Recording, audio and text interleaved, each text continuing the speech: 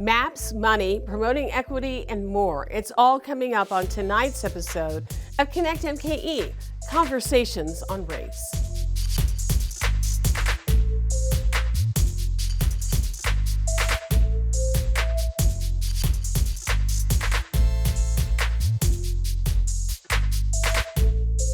Connect MKE Conversations on Race is sponsored by U.S. Bank, Greater Milwaukee Urban League, the Milwaukee Fire and Police Commission, and the Tobacco is Changing campaign.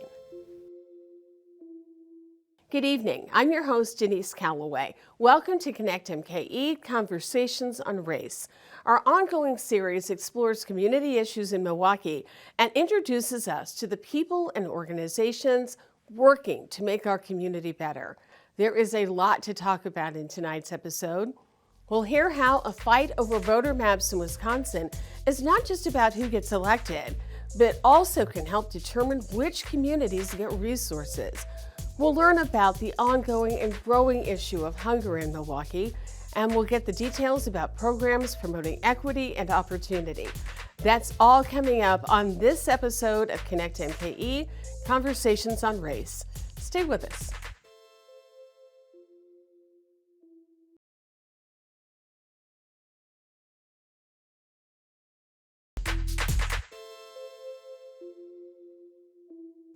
Maps are supposed to be simple. They get you from point A to point B. That is, unless you're talking about the maps that determine who is elected to the Wisconsin State Legislature. For more than a decade, Wisconsin has been accused of having the most gerrymandered legislative maps in the United States. That means the party in power drew the maps to create more districts made up of communities that traditionally vote for it, even if those communities are not connected to each other. Questions about the constitutionality of Wisconsin maps have been debated and litigated for years, including a case before the Supreme Court right now. But the outcome affects real lives and real communities here in Wisconsin.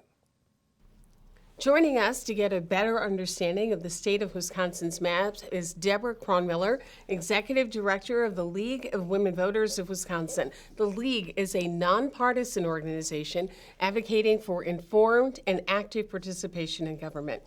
Deborah, thank you so much for being with us. Thank you for having me. What a pleasure. Thank you. Help us understand how we got here. How did Wisconsin's maps get to be so gerrymandered? Well, that's a big question. The simple short answer is when in the election of 2010, where both chambers of the House, the Assembly and the Senate, and the governor's office all were held by one party, the situation became ripe for manipulating the district maps to ensure that that kind of power could remain with the party. And indeed, that's what happened when we did the census in 2010. We had to make new maps to make sure they were proportional. But in addition to appropriating the right number of people to each district so they would comply with the census, some other shenanigans were done at that time that created a political gerrymander. And that's really was the start of it. How do we know a gerrymandered map or district when we see it? Can you give us an example of how we know that it's a map that's just not quite right? Well, sometimes they just don't look quite right, which is one indication. But unfortunately, visual tests of a map's rightness are not the only tests that should be applied. We have sophisticated software that can actually give us a number of different metrics about the maps. Not only are they politically advantaging one party over another, but whether or not they have other correct demographic embedded information. So are the districts equally weighted among the age groups? Are the districts equally weighted among the minority and white population? So there's many different things that have to go into consideration when drawing a map. And the one of the most significant, I think, is that we take into consideration not only all of the constitutional mandates for a map, but we have to take into consideration the federal legislation, the Voting Rights Act, and our own state statutes. And all of that has to come together in order for the maps to really pass muster. And we have some maps that are so gerrymandered, they don't pass muster. Some of them almost look like Swiss cheese, with parts of communities taken out of them and given to other parts of other districts. Yes. And I think what we've seen in the most recently drawn maps in 2021, 2022, where we started with not great maps to begin with, and then the map drawers in this cycle actually gerrymandered even further the maps, and that further gerrymander has created districts that are no longer as compact, no longer as contiguous, because they truly were trying to slice up communities to get the kind of voters in the district that they might be the incumbent in, or they're trying to preserve the incumbent seats, or trying to pack many voters of the minority party into one concentrated district, giving that minority party a complete reign in that district. But all of these tactics, unfortunately, result in less competitive races, and really can be another way voters feel disenfranchised, that their vote doesn't matter because of how the district lines are drawn. One of the things you mentioned is that it's the idea that communities are together in these maps. Why does it matter that communities are together in the map and that they're not split between 2 or 3 different districts? There's lots of reasons that you want to keep a community of interest or a community of color together, because they share common interests, and they should be able to use their vote to reinforce policies and laws that will represent those viewpoints. If, say, in the city of Milwaukee, you have a community where it's predominantly Black or predominantly Hispanic, their right, according to the VRA, is to be able to elect a candidate that represents their viewpoints, understands the community, sees the needs of the community, will take those needs to Madison and create legislation that would protect that community, embolden that community, and that's allowed, and that's what the law says should happen. If you take that compact community and cut it in half or cut it into 3, that voting block has been diluted now with the voting blocks of the communities around them that may not share those values. And that's the true problem with gerrymandering, is you're taking these communities of interest, diluting the viewpoint or the policy positions of those communities, and in doing so, you really have the opportunity for a government that is no longer a representative government. We send our elected officials to Madison to represent us. They should be speaking in our voice. But when you split up our voice, then they have opportunity to speak on behalf of someone else's voice. The voices of their high power money donors, the voices of the party, not the voices of their constituents. And that's the real crux of why the gerrymander is harmful to communities of interest. Right now, there is a lawsuit, several lawsuits in front of the Supreme Court to really take a look at this issue, the Wisconsin Supreme Court. What can be done between now and 2024? It is, right in the rearview mirror, and it's catching up with us. Can we change these maps in enough time to make a difference? Yes, the case in front of the Supreme Court now, the Clark case, it has been taken by the Supreme Court on original jurisdiction on 2 of the complaints that were brought by the law firm Law Forward. And those 2 complaints are on contiguity and on separation of powers. And we don't know how the court will rule, but what the court is deciding is, are the maps that were enacted actually constitutional? Do they meet all of the constitutional requirements in the Wisconsin Constitution? And the contention of plaintiffs is that because of the gerrymander, their voices are not being heard. And so, Law Forward will argue and has argued, as of the amicus who have come and joined in the complaint, that these maps are not constitutional. They are purposely depriving, one voter, one vote kind of situation happening in Wisconsin. I do think that this short-term solution for 2024 would be a court ruling that would say, yes, indeed, these maps are not constitutional. They need to be redrawn before we have another election. The longer-term solution to the problem isn't a solution that the court will bring. The longer-term solution needs to either be brought in our laws, so legislation would need to be passed that would ensure a nonpartisan, independent map drawing process, or better yet, an even longer-term solution would be a constitutional amendment where we, in addition to all the other criteria that are in the Wisconsin Constitution for what makes a constitutional map, we would add the nonpartisan mandate to that list. Deborah, it is a complex issue. Thank you so much for being with us to help explain it. Thank you for having me. For more information on the League of Women Voters of Wisconsin, visit their website at lwvwi.org.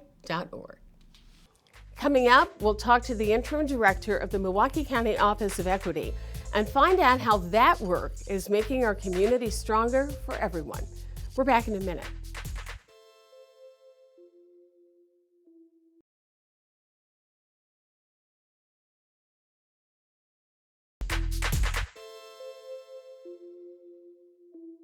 Thanks for staying with us. The Milwaukee County Office of Equity works to make sure everyone in Milwaukee County has equal access and opportunities. It doesn't do that work alone. Local elected officials and community organizations also support and advance opportunities and programs for a more equitable community. Let's learn more about the Milwaukee County Office of Equity with Interim Director Paula Phillips. Welcome, and thank you so much for joining us. Thank you so much, Denise. Why is the work of the Office of Equity important to everyone in Milwaukee County, regardless of their particular racial or ethnic identity? Well, simply put, Denise, we all do better when we all do better. So the Office of Equity is committed to achieving the mission of Milwaukee County that by achieving racial equity, we'll become the healthiest county in Wisconsin. We really do that by investing in community empowerment through all municipalities here in Milwaukee County and really thinking about meaningful ways to bridge the gap between residents and county leaders so that we can solve some of our biggest problems together. One of the things you mentioned is that this work that you're doing is really aligned with the county executive's goal to remove racial disparities so Milwaukee County is the healthiest county in Wisconsin. Can you give us some examples of what that work looks like in terms of some programs or opportunities that you offer? Sure. So here at our office, we create resources for county leaders to really strengthen their racial equity work, whether it's different ways of thinking about setting up projects, working on cross-departmental projects to address inequities across our system-wide policies, practices, and procedures, or creating our own media, videos, our newsletter, supporting community-based events. All of these things help our county-based leaders as well as our community leaders connect with one another so that we can see Milwaukee County become stronger and more equitable in the region as well as our government. What does that look like throughout the county? Because I'm guessing that just based on the geographical and racial makeup of different communities within Milwaukee County, the work looks different. Sure. So when we talk about systems level change, things that we're focused on as we work with our county leaders are looking at our actual policies and practices. So we've really been working hard with department leaders to look through a number of policies, practices, and procedures, really trying to understand, does this support equitable outcomes for everyone? Or is it unintentionally perpetuating a status quo where we see these gaps?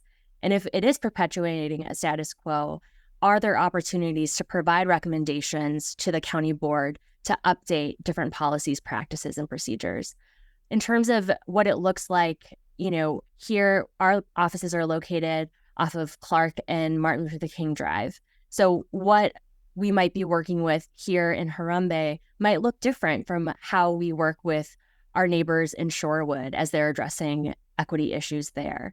We make sure that we're in consistent communication with municipal leaders, really understanding what that work looks like in every different place, and really coming alongside people that are already in their municipality, whether it's the city of Milwaukee, West Allis, what have you. So we don't try to impose or assume that we know how to provide a solution across every municipality. That's why partnership is so important to us. So you really can be a resource for communities as they work to do this work around equity and having equal opportunities for everyone. Yes.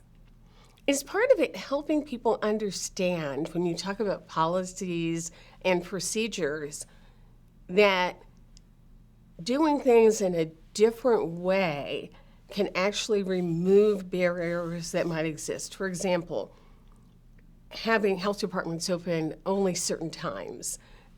Is that the kind of work that you can help people look at more of a micro level? Sure. So a way that we try to help residents understand what are potential different practices that government is in charge of that we can update and change that can actually affect real people and real outcomes. So something that recently happened here at Milwaukee County was a land breaking for a new Marshall Coggs building where we host a lot of health services. And who's developing that building, where it's located, we're all informed by residents being at the table saying the importance of having it located close to the old building, the importance of having developers that are from the area, as well as the importance of making sure that we can rethink that as a health hub versus just a place where people are getting social services. So we have important partners like a Franciscan food group that helps not just what you would think about in terms of normal Milwaukee County government services, but community-based partners. Who are the right community-based partners to be in that building with us, and really think about it less of a place where you experience barriers to getting what you need, but an actual place where you can go and feel and be healthier. So it's one of those things where we help our community-based leaders be at that table when those discussions are happening. You can see that in terms of our ARPA allocation here at Milwaukee County. Our ARPA task force had a community advisory board. You can go online right now and look Milwaukee County ARPA and see the dashboards. Where has all this money gone? Who are the community-based partners? What are the projects that they're doing? Because we recognize it's not important just when we're making these decisions, but what's the follow-up? What happened after we made that decision and making that publicly available? And that really then also helps to inform the work that you want to do that really changes the quality of life for everyone in this community. Correct. Well, Paula, we really want to thank you so much for being here with us today. We all work hard and we all want to make sure that we live in an equitable community, a community that's fair to everyone. So thank you for the work that you and your office is doing to help us get there. Thank you so much, Denise. Happy to be here and grateful for this time together. Great. If people want more information on the Office of Equity, they can go to the Milwaukee County website, county.milwaukee.gov, and then search for the Office of Equity. When we come back, a striking look at hunger right here in Milwaukee County and what we can all do to help.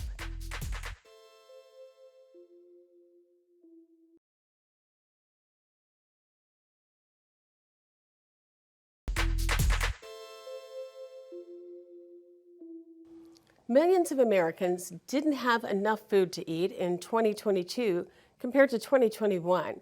According to the U.S. Department of Agriculture, it was the largest increase of food insecurity and hunger in more than a decade. Food insecurity is a growing problem in our community, but we are fortunate there are organizations tackling the problem and helping to find ways to alleviate hunger. Sherry Tessler is Chief Executive Officer of Hunger Task Force, Wisconsin's leading anti-hunger organization and Milwaukee's free and local food bank. Thank you for being with us to discuss this critically important topic in our community, Sherry. Thanks for having me on. Can you help us understand the level of hunger that exists in Milwaukee now? Well, 1 in 4 children wake up in the morning without food in the house. They're relying on that school breakfast program. Lots of parents are worried about the ability to purchase food. Rising costs of food have really impacted people, the changes in the economy. And then there's been less support from the federal government since the end of the public health emergency. So people are struggling. How do you see that comparing to what we have seen over the past couple of years with the impact of the pandemic? Well, the pandemic brought a lot of bad news to everybody, but it also made us rally around things like hunger. A lot of people lost their jobs very quickly at the beginning of the public health emergency, and food share was bolstered by the federal government and actually had increased benefits called emergency allotments. And so even though there were more hungry people than ever, there were fewer visits to Milwaukee's food pantries because people could go to the grocery store and shop for food. Unfortunately, in March of this year, all of those emergency allotments were ended, and we returned to what would be our new normal, which is people getting very low benefits once again and experiencing more hunger as a result. Can you give us an idea of what that benefit change has looked like for people? What kind of a difference it has made in the dollars that they have coming in to help support their search for food? Sure. For example, a person living on Social Security income or a senior living on SSI might experience in the pandemic $250 worth of food share on a monthly basis. That has returned to the normal allotment of $23 per month. And so going from $250 for your food buying budget to $23 is a substantial difference, and it's caused great harm for those older adults and people who are differently abled. And we also have seen similar changes to that in some of the emergency allocations that may have been made for families with children as well. Absolutely. On average, about $250 per person per household was lost during that pandemic or from the pandemic into the current period. And as a result, people are visiting food pantries again in higher numbers. They're at soup kitchens and homeless shelters. Our meals programs during the summer were back up. Kids were eating in parks, and thankfully the parks were there to help them, but we're back to relying primarily on charity. How does Hunger Task Force provide support to families and individuals? They don't necessarily come to the task force itself, but how is that support provided by Hunger Task Force? Sure. Hunger Task Force is your local food bank. We're free. And what we do is we supply food pantries, soup kitchens, and homeless shelters with a supply of food that's healthy and nutritious. And they, in turn, serve people that would visit them. We also work with senior public dining sites here in Milwaukee and senior public housing to distribute something called the Stock Box on a monthly basis. And then we have something called the Mobile Market, which is a grocery store on wheels, a partnership that we have with Piggly Wiggly, where when people go on board, they get 50% off of the food that they shop for. And those are just a few of the things that we do. I could go on forever, but our time is limited. You mentioned healthy food. That is one of the things that also makes Hunger Task Force unique, that focus on healthy food. Yeah, the source of our food is government commodities, which are USDA grade A, donated food that people gift to us, and we sort through to make sure that it's not expired and in good condition. And then finally, foods that we purchase outright and give away using donor resources from groups like, say, Kohl's department stores. And so those foods are not rescued, not foods that would otherwise be wasted. And that's a difference maker between the Hunger Task Force and a group like Feeding America, which is a national organization. You're also unique because we're at the end of the growing season now, but you all actually have a farm where you are able to grow food and then share that with people who need food. Tell us a little bit about that. Well, we made an investment back in 2006, and we have hired a half a dozen farmers and some farm hands, and together we grow about 500,000 pounds of produce. So it is a legitimate farm. It's not an urban garden. We own tractors. We're out there growing 26 different kinds of produce, both fruit and vegetables, that we then infuse into the food pantry, soup kitchen, and homeless shelter network that we give to those seniors getting stock box so that they can have access to healthy food, because that's what people really want, is fresh produce. What are things that folks can do? Is there certain kind of food that you need? Can people make direct donations online? How can people help? Sure. I always tell people to do what they feel that they want to do. So if they want to volunteer, go online and volunteer, sign up to do that. If they want to make a gift of money, we can use that to purchase foods on a wholesale rather than a retail basis. If they have some food that they want to donate or organize a food drive, now is the time to do that. So there's many, many ways to get involved, but hopefully this conversation about hunger makes you concerned for your neighbor, makes you want to make a difference, and then you can get involved because it's important that everyone work together to end hunger. This time of the year is a time when people tend to think more about hunger in our community, even though it is there every single day.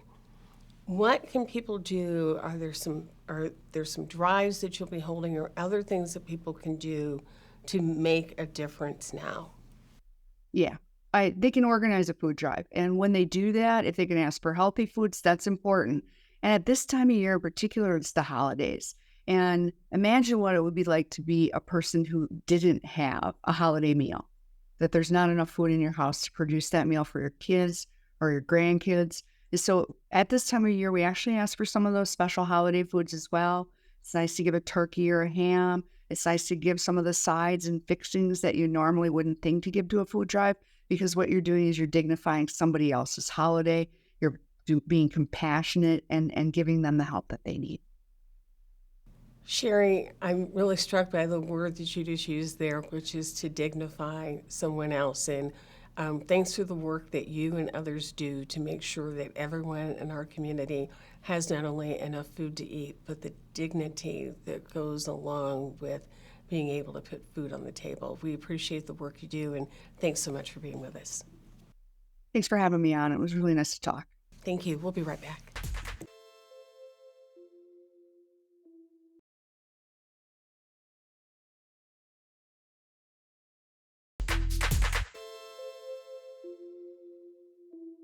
For some people, owning their own business is a dream, but without the right support or assistance, that dream can become a nightmare. There are so many things entrepreneurs need to know about financing, marketing, and insurance, for example, but some entrepreneurs don't have time or the expertise to see their businesses thrive. The good news is that there's an online platform to help the lonely entrepreneur. Better news? Thanks to a partnership with Molson Coors designed to assist entrepreneurs of color, there are a limited number of free memberships available. Let's learn more from Michael Dermer, founder and CEO of The Lonely Entrepreneur. Thank you for being with us, Michael.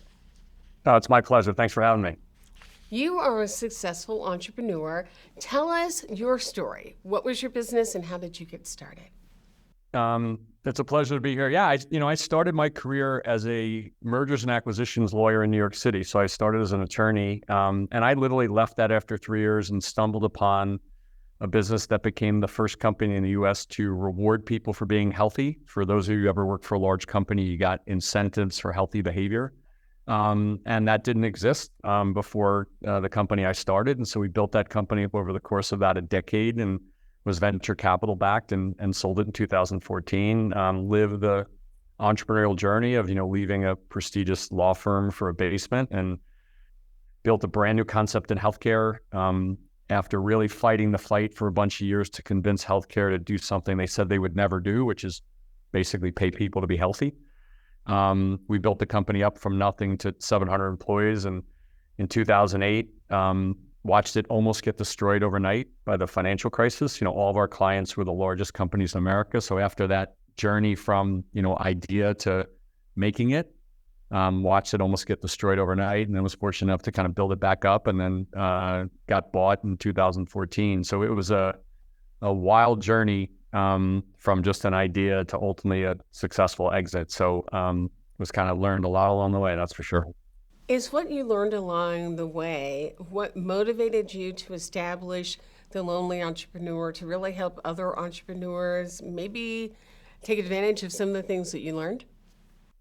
It's interesting, after we sold the company, which was a pretty intense time, as you can imagine, coming out of the financial crisis and then selling it, I was really just taking a deep breath. I was in New York where I've spent most of my adult life, and I was just helping entrepreneurs for fun. So I wasn't really thinking about that yet. I was just taking a break, and I was just helping like friends and friends and friends who were starting businesses. And one of them said to me, being an entrepreneur is really lonely. And I was like, And I kind of forgot about it. And then about 2 weeks later, I was walking down the street in New York City, and I said, lonely entrepreneur to a friend of mine. And he said, what did you say? And I said, lonely entrepreneur. He's like, oh my God, what is that? That's brilliant. I'm like, what do you mean? It's nothing. It's a phrase. He goes, are you kidding me? That says it all. And I was like, And he walks into a Starbucks and he goes, watch this. And he yells at the top of his lungs, who here is a lonely entrepreneur? And literally everybody put their hand up.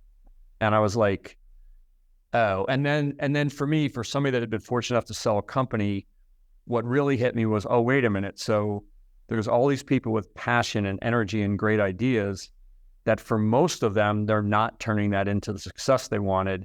And so if I could wake up and do anything, which fortunately I could, that would be something that would really be worth waking up and doing it every day. So that was the beginning of the end, as they say. And it really is an online platform-based program. What are some of the different things that entrepreneurs can learn about and access through the platform? Well, when I started to look at trying to attack that problem, I'm like, well, how do you do that? Like, how do you do it for lots and lots of people? I didn't have any desire to write a book and stand in front of 20 people and give speeches. I was like, how do you do it for everybody? And when you looked at the ecosystem across the United States about how entrepreneurs were supported, there was this kind of hodgepodge of very well-intentioned, small business administration, small business center, and incubator and accelerator that was helpful, but kind of disorganized. Like, wow, if we could build a platform that had a lot of stuff in it to give them a better chance of success. So we said, okay, what does that platform need to have? And we concluded 3 things. So one was knowledge, right? So what's an income statement? What do I do when I'm freaking out? So we built 1,000 learning modules that run the gamut of the business and the personal issues that people face. Secondly was tools. So I need marketing templates and some legal agreements, and how do I pick an accounting package? Stuff you have to go all over the place to find. And thirdly was day-to-day support, because we're like, okay, this knowledge and tools in one place is great, but if I'm not being guided, so we're like, how do we do that at scale? So we built 2 things, online group coaching, where people can sign up for an unlimited number of online group coaching sessions. And then what we call our community, which is a place where they can go and get their questions answered real time by members of our team. So hopefully all that together in an online platform can take somebody where they are and give them a better chance of success. So the whole idea behind it is those things you need to be successful, to get your business started and to grow it, it can all be found on the platform. Yeah, exactly. And we continue to evolve it to make sure that we're covering gaps. As you know, in our work with the Urban League, we launched the Black Initiative, where we said, okay, we've got this core platform. Now, how do we add to it to address the specific issues and opportunities faced by the Black community? And so we continue to add all those things to make sure that we're giving people whatever they need, both on a personal and a business level. It's not, there's learning modules in there about, my spouse doesn't get it as much as there is about what an income statement is. So we really tried to be comprehensive about it. Let's talk about the reason why you made the decision that you wanted to make sure that you specifically offered opportunities for Black entrepreneurs, brown entrepreneurs, entrepreneurs of color. Yeah, thank you for asking that. When we had originally built our platform, it was always our vision to say, how do we make sure it's inclusive to everybody, right? And in the wake of the George Floyd tragedy, and you take a step back, and somebody like me that had the privilege of great education and went to, Bucknell and Northwestern and all this opportunity, you realize that, the notion of the normal entrepreneur and all the challenges that go with this. And then you add on top of that what people of color face, right? All the systemic challenges that I didn't have to deal with. And so we're like, wow, we could really make a difference, right, in these communities. And so we partnered with Black leaders and said to them, what should we be addressing? Like, we've got the core of this platform, but what else should we be addressing? And that led to us addressing, pattern bias and branding and, all specific things, lack of access to capital. For me personally, it was just an opportunity to have an impact on a problem that, the Black community and other underserved communities, entrepreneurship is an essential part of living more fulfilling lives and trying to overcome some of the systemic challenges. So the fact that we had this platform just got us excited about the opportunity to make a difference for many of the people that maybe didn't have the same privilege that I had. When you take a look at the outcomes, what are some of the things that people who use the platform experience in terms of starting their businesses, growth, reaching different audiences? Yeah. So last year in 2022, 78% of our entrepreneurs grew revenue, right? And so those are the types of things that are the results, right, of getting people to grow. But really, I think one of the things that had not been addressed before is, what are the actual things you have to do that make that happen, right? It's all fine to say it magically happens, but so what we did is we said we call them key business activities. So these are things that you have to do in sales and marketing and finance and legal and people, that if you do more of them, you improve your chance of success, right? So if you have goals that you set, if you have a financial plan, right, ... the more you do those and the more that our platform helps you do those, the more likely it is you're going to grow your revenue. If you ask 10 entrepreneurs, early stage entrepreneurs, do you have revenue goals for 2024? 9 of them will say no, right? So you say, well, hold on a sec. If you have limited resources and you don't have a revenue goal, how is it that you direct your resources and your plan to that goal? So for us, it's like, how do we help them build the skills and incrementally get better, that hopefully those results that I stated are, revenue growth and profit growth and job growth and, all that fun stuff. Michael, thank you so much. You clearly have a passion for this work, and it's entrepreneurs who really benefit from it. So thank you. Well, my pleasure, and thank you so much for having me. Of course. Now, if folks want to access the free Lonely Entrepreneur platform, here's what you do. Go to the Greater Milwaukee Urban League website, tmul.org, and click on the entrepreneurship link under programs. Once you click on that, complete the interest form that's at the bottom of the page, and someone will contact you. Finding capital is another big challenge for entrepreneurs, but there are programs that help. We'll learn more about one of them next.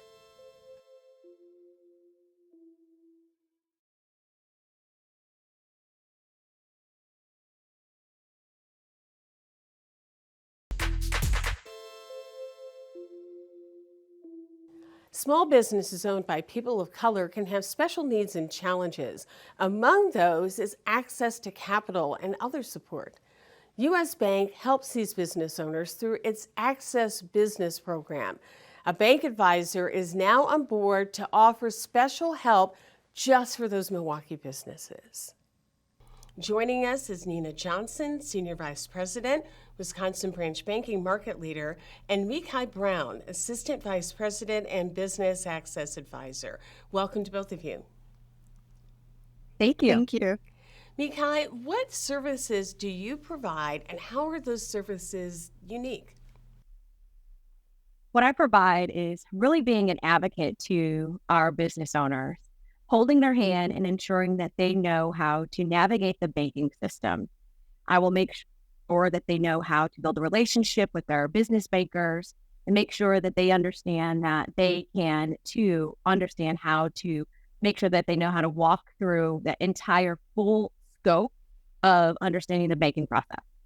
It can really be daunting to do that when you're just sometimes dealing with your personal banking. I would imagine it becomes much more complex when you're talking about establishing that relationship and doing that banking for a small business? It is complex, but it's also simple too, because sometimes all you have to do is just walk in the bank. Unfortunately, especially when we're dealing with minority business owners, sometimes there's myths in our community that we need to dispel, and that is why I'm here. So what are some of those myths that you work to dispel? Many times, business owners feel like they have to cash flow their businesses. Over 50% of our business owners right now are funding their businesses with their own pocket in fear if they don't qualify for a loan. But guess what? You actually can qualify for a loan. And that's just because they don't understand what those qualifications are and what the process is to qualify.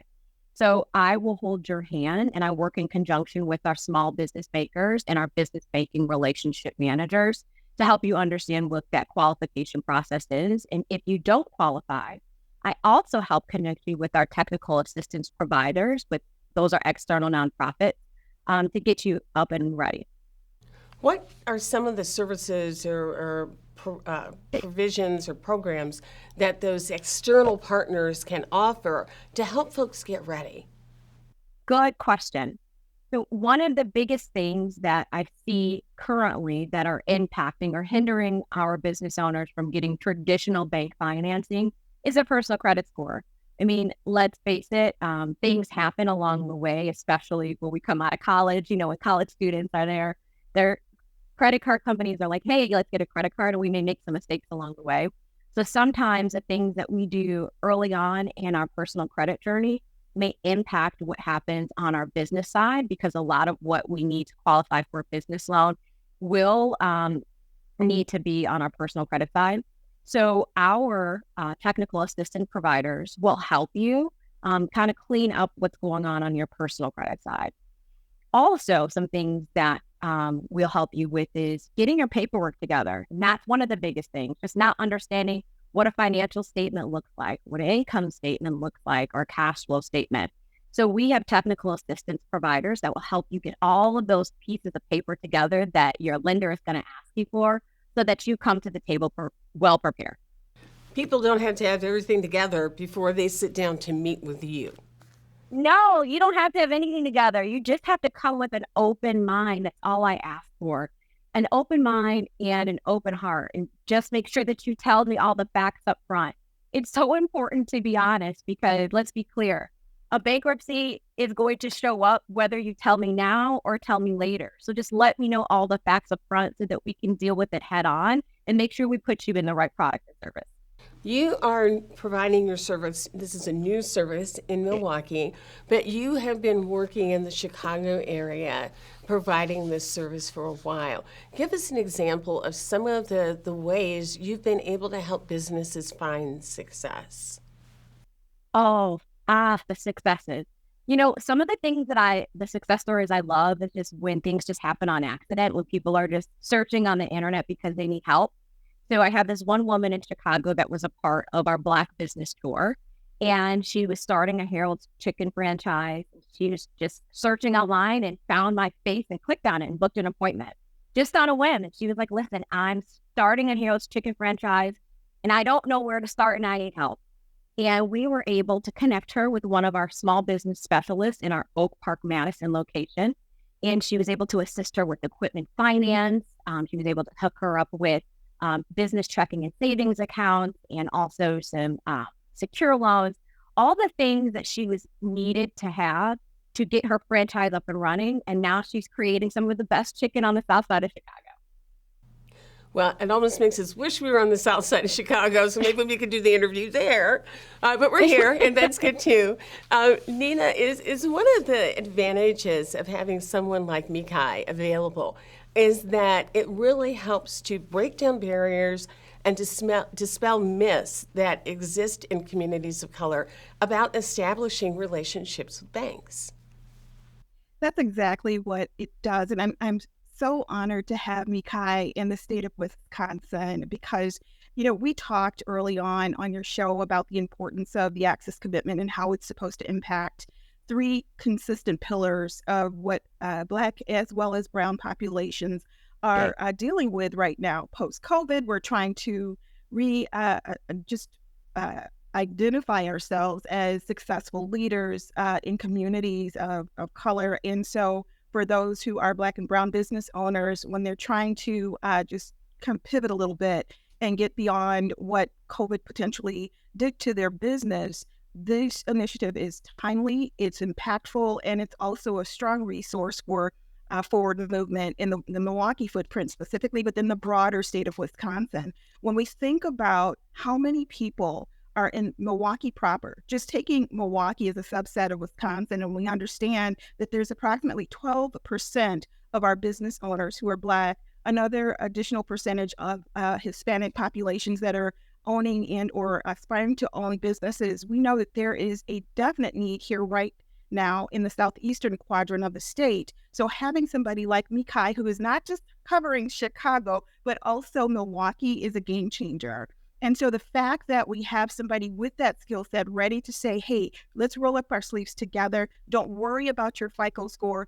Yes, you may have had a bankruptcy or foreclosure, etc., but there are portions in your schedule, portions in your plan, portions in your strategy that we can dig into right now to get you moving on the right track. And so from that perspective, super excited about the plan for next year.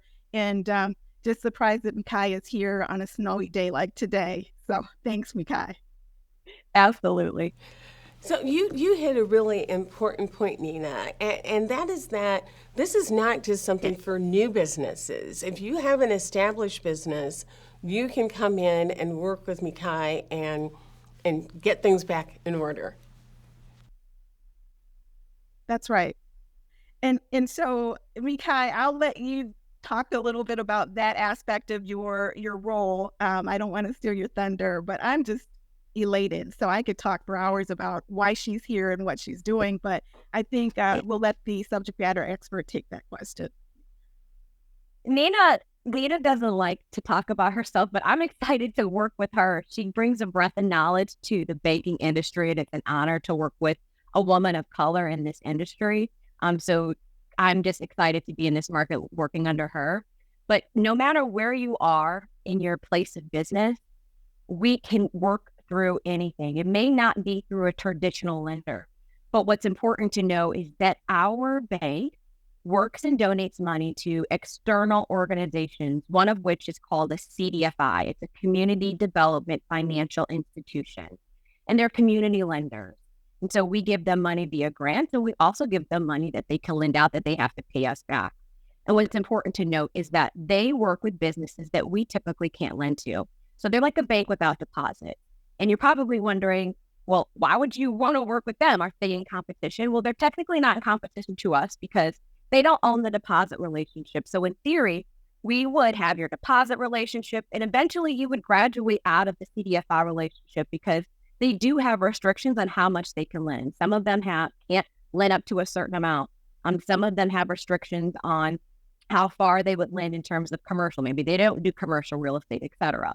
But they will get you to a point where your portfolio will be more attractive to a traditional bank, and then you come back to us inside of the traditional banking lending relationship. So we are here to be that conduit to help you understand and give you the educational resources to put all of those pieces together, because it's extremely difficult. Right. Me as a business access advisor, I even get confused with all the resources. So I'm here to help you just put it all in one place and make those hand-to-hand connections and handoffs. And that's one of the most critical pieces because it's overwhelming. You're running your business, you're like, I don't know who to call. I will tell you exactly who to call. I'll tell you what to ask for, and I'll tell you the forms to fill out. And that is the most critical piece. Thank you both so much for being with us tonight and sharing this information that local folks can now take advantage of as well. For more information on Access Business, check out the website, usbank.com/access.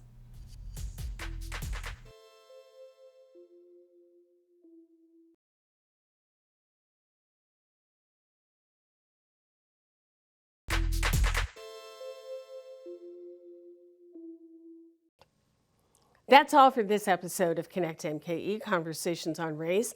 Thanks for joining us, and thanks to our sponsors, US Bank, Greater Milwaukee Urban League, the Milwaukee Fire and Police Commission, and the Tobacco is Changing campaign.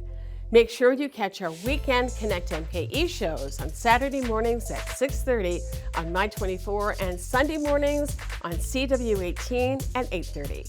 Thank you for being with us. Be well, and we'll see you soon.